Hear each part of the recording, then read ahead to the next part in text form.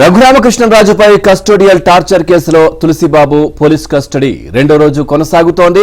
తులసిబాబును ప్రకాశం జిల్లా ఎస్పీ దామోదర్ ప్రశ్నిస్తున్నారు. నిన్న గుంటూరు జైలు నుంచి తులసిబాబును ఒంగోలు తీసుకువెళ్లిన పోలీసులు రాత్రి గంటన్నర పాటు ప్రశ్నించారు.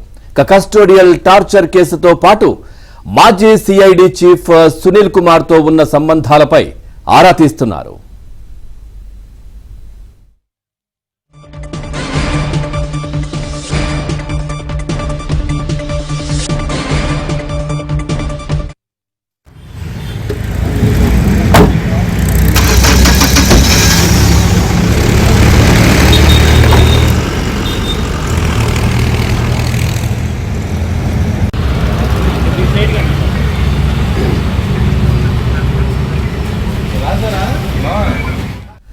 చూస్తున్నాం. రఘురామకృష్ణరాజుపై కస్టోడియల్ టార్చర్ కేసులో తులసిబాబు పోలీస్ కస్టడీ రెండో రోజు కొనసాగుతోంది. ఓవరాల్ గా ఈ అంశానికి సంబంధించి మరింత సమాచారాన్ని మా కరెస్పాండెంట్ వెంకట్రావు అందిస్తారు. వెంకట్రావు, పూర్తి డీటెయిల్స్ ఏంటి? ప్రధానంగా ఈ కస్టోడియల్ టార్చర్, అదేవిధంగా ఈ సిఐడి చీఫ్ సునీల్ కుమార్ కి సంబంధించినటువంటి అంశాన్ని ఎక్కువగా ప్రశ్నిస్తున్నట్టు తెలుస్తా ఉంది. పూర్తి డీటెయిల్స్ ఏంటి?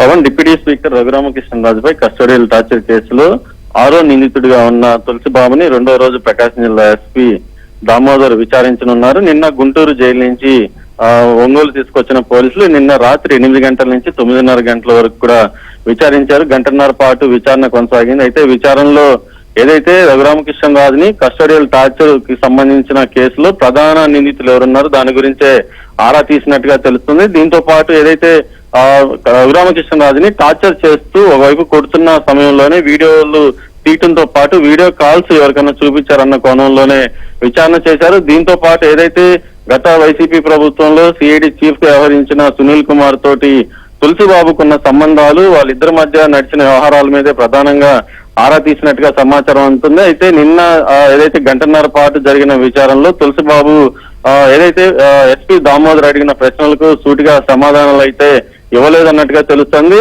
ఈ రోజు కూడా ఉదయం 9 గంటలకే తులసిబాబుని ఎస్పీ కార్యాలయంలో విచారణకి తీసుకెళ్లారు. 10 గంటల నుంచి విచారణ ప్రారంభం అవుతుంది. రాత్రి వరకు ఈ రోజు విచారణ కొనసాగే అవకాశం ఉంది. దీంతో పాటు ఏదైతే 3 రోజులు పోలీస్ కస్టడీకి కోర్టు అనుమతి ఇచ్చిన నేపథ్యంలో రేపు కూడా తులసిబాబుని ప్రకాశం జిల్లా ఎస్పీ విచారించబోతున్నారు. ప్రధానంగా ఏదైతే రఘురామకృష్ణరాజుని కస్టోడియల్ టార్చర్ కి గురి చేయటం, ఆయన మీద హత్యాయత్నం గల కారణాల మీదే ప్రధానంగా ఎస్పీ ఆరా తీస్తున్నారు. Pavan, right, thank you Venkatrao, thanks for the updates.